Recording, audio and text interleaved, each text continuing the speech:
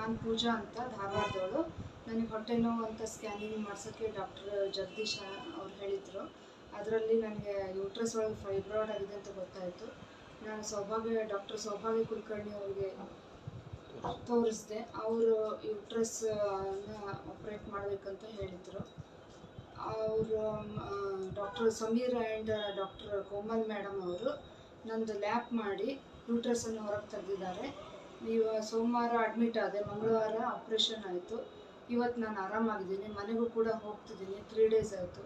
ಎಲ್ಲ ಊಟ ಎಲ್ಲ ಮಾಡಲಿಕ್ಕೆ ಹೇಳಿದ್ದಾರೆ. ನಡೀತಾ ಇದ್ದೀನಿ, ಎಲ್ಲ ಆರಾಮಾಗಿದ್ದೀನಿ. ಎಲ್ಲ ಹಾಸ್ಪಿಟಲಲ್ಲಿ ತುಂಬ ಚೆನ್ನಾಗಿ ನೋಡ್ಕೊತಿದ್ದಾರೆ. ಕ್ಲೀನ್ ಇದೆ, ಮೇಂಟೆನೆನ್ಸು ಚೆನ್ನಾಗಿದೆ, ತುಂಬ ಚೆನ್ನಾಗಿ. ನಾನು ಪೂಜಾ ಅಂತ ಧಾರವಾಡದವಳು. ನನಗೆ ಹೊಟ್ಟೆ ನೋವು ಅಂತ ಸ್ಕ್ಯಾನಿಂಗ್ ಮಾಡ್ಸೋಕ್ಕೆ ಡಾಕ್ಟರ್ ಜಗದೀಶ ಅವ್ರು ಹೇಳಿದರು. ಅದರಲ್ಲಿ ನನಗೆ ಯೂಟ್ರಸ್ ಒಳಗೆ ಫೈಬ್ರಾಯ್ಡ್ ಆಗಿದೆ ಅಂತ ಗೊತ್ತಾಯಿತು.